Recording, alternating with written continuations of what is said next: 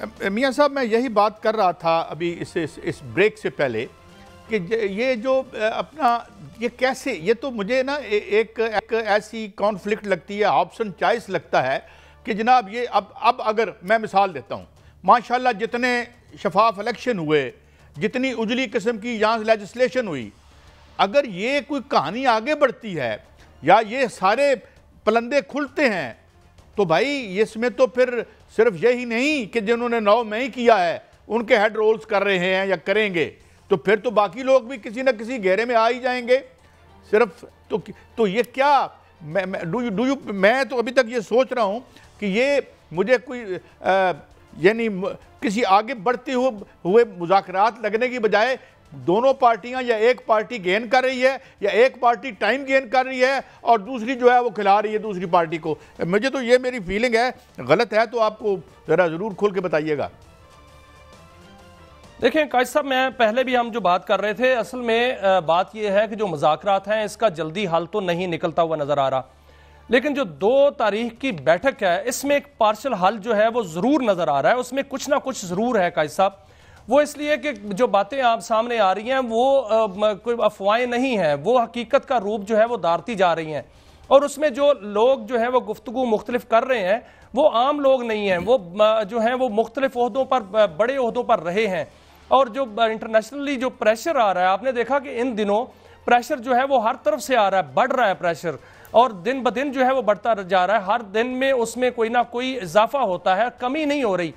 तो इसमें कुछ ना कुछ तो मामला है, और ये अब बर्फ जो है वो भी पिघल रही है, इसमें कोई शक नहीं, क्योंकि जो मुलाकातें हो रही हैं और इमरान खान का जो मौक़िफ़ है वो भी पहले से नरम हो रहा है। हालांकि आज उन्होंने कहा है कि सिविल नाफरमानी की तहरीक जो है वो वापस नहीं देंगे, लेकिन साथ साथ उन्होंने ये भी कहा है कि मुज़ाकरात जो है वो जारी रखें और इसका जल्दी से जल्द रिजल्ट निकालें।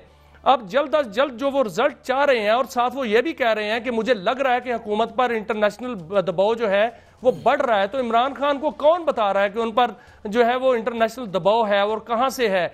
और इमरान खान को जो पैगामात मिल रहे हैं बुशरा बीबी की जानिब से, गौहर अली खान की जानिब से, और दूसरा जो वजीर दाखिला की मुलाकातें जो हैं वो अलीमीन गंडापुर से हो रही हैं, उसमें भी तो कोई पैगाम रसानी हो रही है। यही वजह है कि कल जो मुज़ाकरात हुए थे उसमें भी जो बैठक हुई वो बड़ी गैर ज़गाली बैठक थी, उसमें जो बातें हुई वो दोनों तरफ से बड़ी नरम बातें हुई, और उसको आप देखेंगे कल से लेकर अब तक जो बयानात हैं वो भी ऐसे बयानात नहीं है।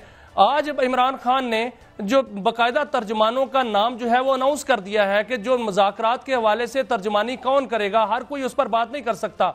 साहबजादा हामिद रजा उनका नाम उन्होंने लिया है, और दूसरी जानिब इंटरनेशनल अफेयर्स है। मुझे एक और बात बताएं मियां साहब, एक और बात बताएं। इंटरनेशनल क्रिमिनल कोर्ट कहती है उसने वारंट जारी कर दिए हैं, किसके? वारंट जैसे अंग्रेजी में कहते हैं और उर्दू में वारंट भी कह देते हैं, उसके नेतान्याहू के।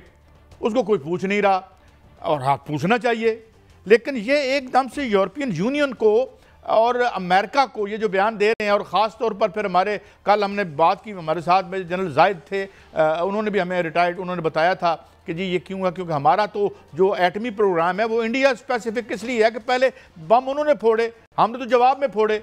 अब बम ना फोड़ते हम तो हमारा भी इन्होंने जो है वो बना देना था, गजा या इराक या सीरिया।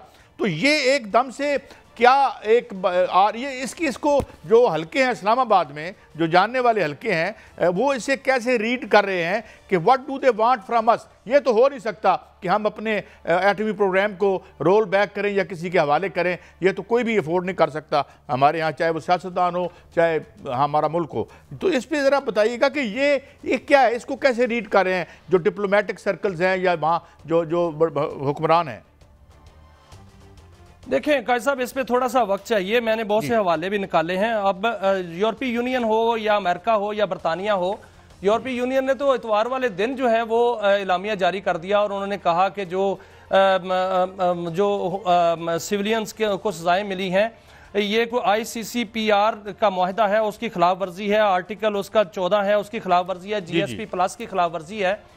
तो बरतानिया ने भी बयान दे दिया, अमेरिका ने भी बयान दे दिया कि इसमें जो है वो आइन और कानून के तकाजे पूरे नहीं होते, इसमें बुनियादी हकूक के तकाजे नहीं पूरे होते। ये जो बयानात आ रहे हैं काजी साहब, ये बयानात अहमी नहीं है। और दूसरी जानिब एक तो बयान ये है फौजी अदालतों के हवाले से, दूसरा बयान जो है वो हमारे मिसाइल टेक्नोलॉजी के हवाले से हैं। तीसरा बयान जो है वो जो मुबहम बयानात जो आ रहे हैं और जो बातें हो रही हैं कि मुलाकातें हो रही हैं ट्रंप से और उनके जो मशीर ख़ास हैं उनके जो ट्वीट्स आ रहे हैं, तो ये इनको इकट्ठा मिलाकर अगर देखा जाए तो पाकिस्तान पर प्रेशर है और इस प्रेशर से रियासत को निकलना है। अब इन बयानात पर अगर रियासत का मौक़िफ़ सामने आ चुका है, रियासत ने कहा है कि हम प्रेशर कबूल नहीं करेंगे। वो इसलिए कि अगर देखा जाए तो क्या बरतानिया ने ऐसी सजाएं नहीं दी? मैंने कुछ हवाले निकाले हैं कि अमेरिका में भी, बरतानिया में जो आपको याद होगा कायद साहब के 29 जुलाई 2024 को साउथ पोर्ट के इलाके में नस्ली फसादात हुए थे, उसमें 200 अफराद जो हैं वो फौरी तौर पर गिरफ्तार किए गए, जिसमें कमसन बच्चे भी थे और उनमें से 54 मुजरमों में से 47 को बाकायदा तौर पर फौरी सजा दे दी गई और उनमें से जो है वो 5 नाबालिग लोग अफराद वो भी शामिल थे। अमेरिका में भी जो हमला हुआ था कैपिटल हिल पे, तो उसमें भी 1500 अफराद को फौरी तौर पर सजाएं दी गई थी। और कायद साहब आपको यह भी याद होगा कि जो जॉर्ज बुश था उसका जब ज़माना आया था तो उसमें जब लोगों को पकड़ा गया था, सिविलियंस को, और उसके ट्रायल जो है वो ग्वांतानामो बे में मिलिट्री ट्रिब्यूनल्स जो हैं उन्होंने किए थे और उन पर उनको सख्त सजाएं दी गई थी। क्या पाकिस्तान ने अंदरूनी मुदाखलत की थी? क्या पाकिस्तान ने उस वक्त मजम्मत की थी? क्या हमने उनके अंदरूनी मामलात में मुदाखलत की थी?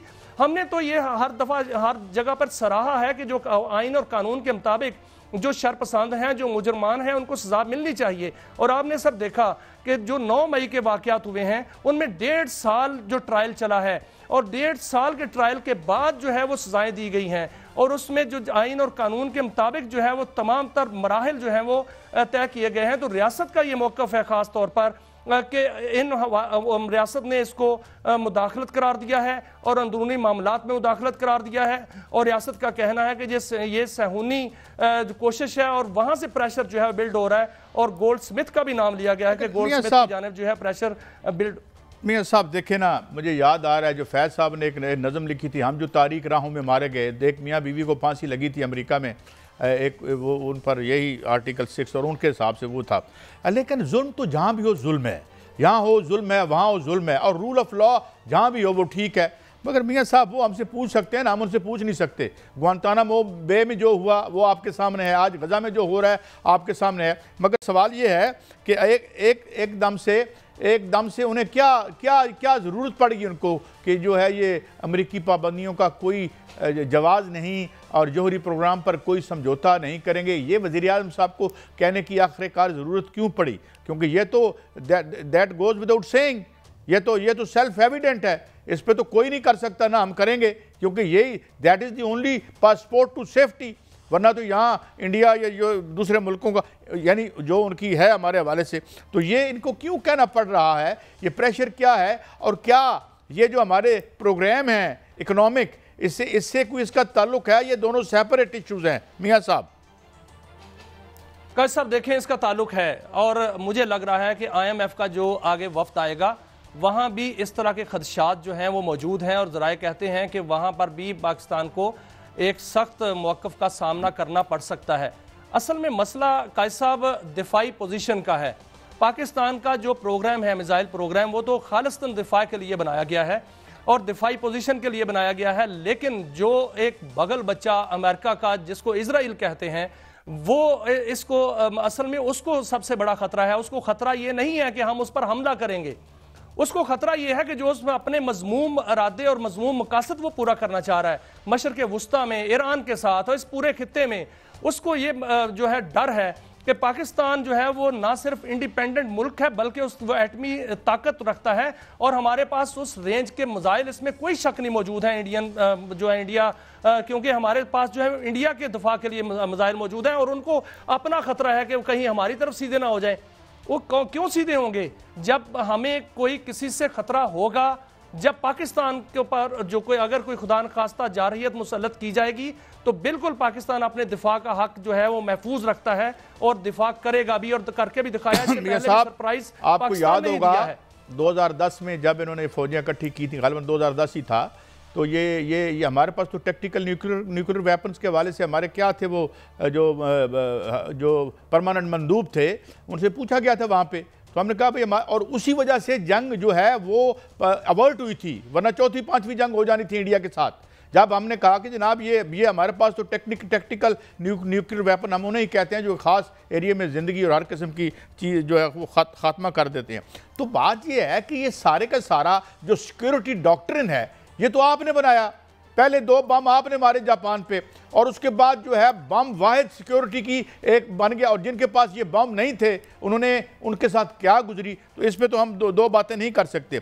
मगर मियाँ साहब एक बात तो है, we should put our house in order.